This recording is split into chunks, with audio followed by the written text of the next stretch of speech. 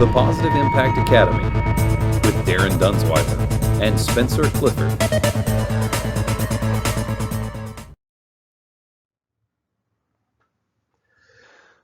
Positive Impact Academy talking about agency disclosure. Spencer Clifford here. Darren is on assignment right now, but you'll hear him in one of the next videos. Let's talk about agency disclosure.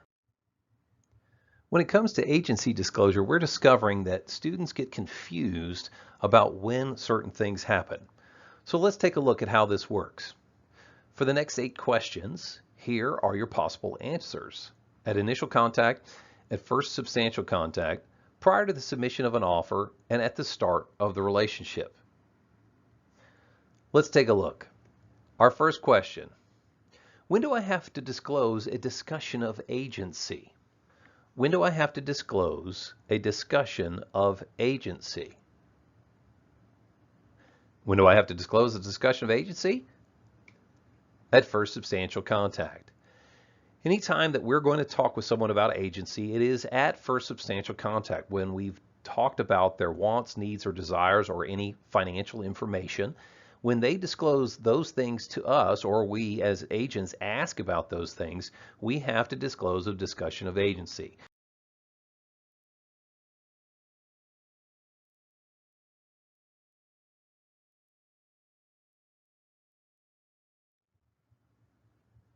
When do I have to disclose I'm an agent to another agent? When do I have to disclose I'm an agent to another agent? At initial contact. Whenever I am speaking with another agent and I find out that they are an agent, I have to disclose at initial contact. When we first start talking and I first discover they're an agent, I have to disclose I'm an agent to them. That's initial contact. So if I'm meeting them in the grocery store checkout aisle, then they say, oh yeah, I'm an agent with ABC Realty. Oh, I'm also an agent with XYZ. When do I have to disclose I'm an agent to another agent? At initial contact. When do I have to have a buyer agreement in writing? When do I have to have a buyer agreement in writing?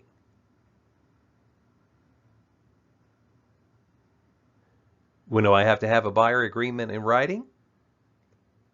Prior to the submission of an offer. Yes, I can start with a buyer orally, but we have to put this in writing prior to submission of an offer. So we can talk about price, we can show houses, we can be an oral agency together with the buyer, but before we submit an offer, if they say, yeah, this is the one, let's put an offer in, we have to put this in writing before we submit an offer. When does a seller have to sign agency? When does a seller have to sign agency?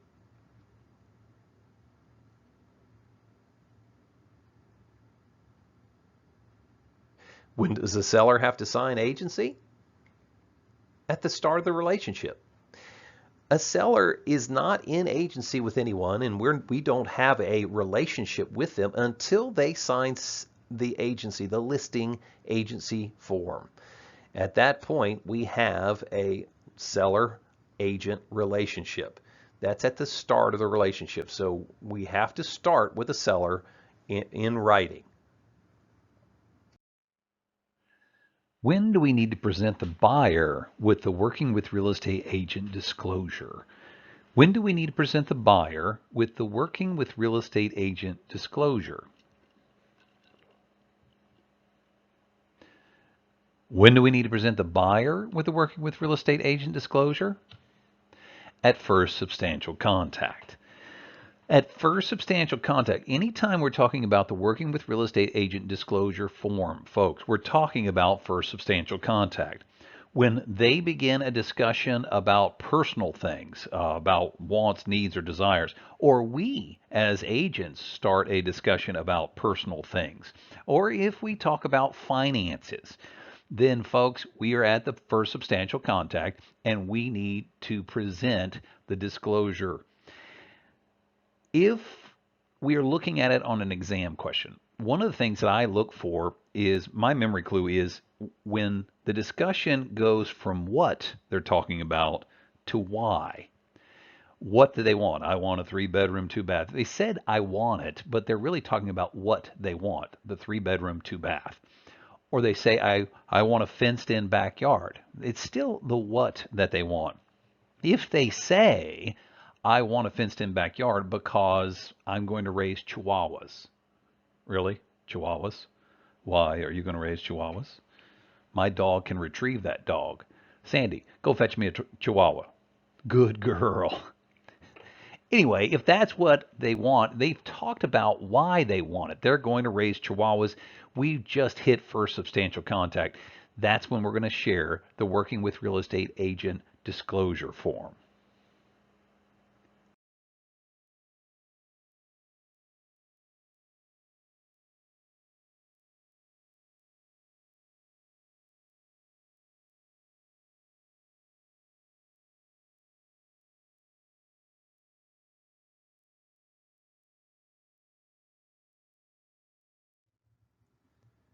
When does a seller have to consent to dual agency? When does a seller have to consent to dual agency?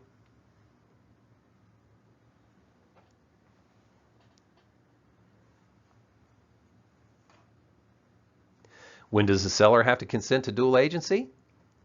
At the start of the relationship. That's when the seller has to consent. When they are signing the listing agreement, they're going to, one of the check boxes or the initial boxes on the listing agreement is that they are in compliance or they are okay in agreement and consenting to dual agency. It's at the start of the relationship, and with the seller, the relationship has to start in writing. So when do we have to get consent for dual agency? At the start of the relationship with the seller. When does a buyer have to consent to dual agency? When does a buyer have to consent to dual agency?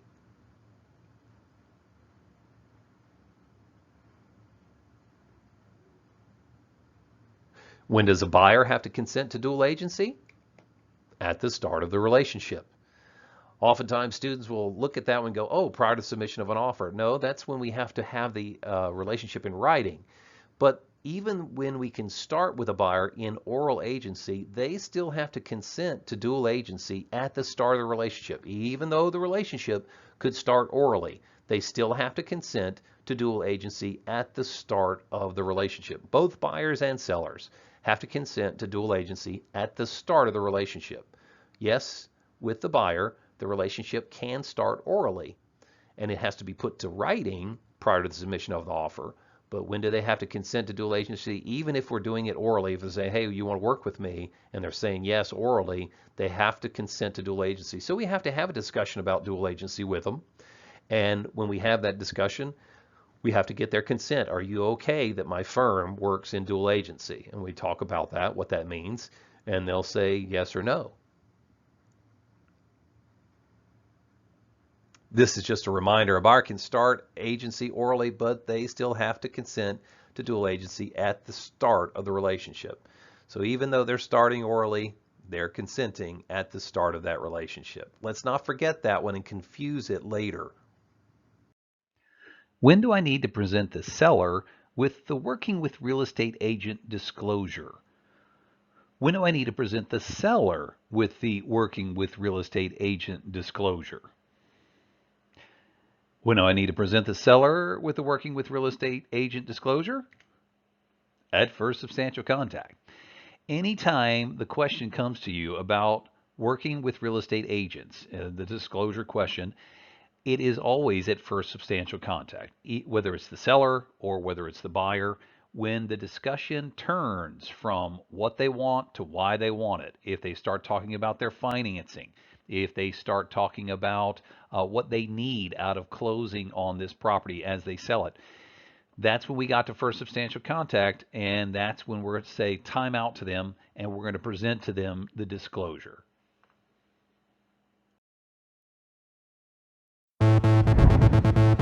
This is a production of the Positive Impact Academy.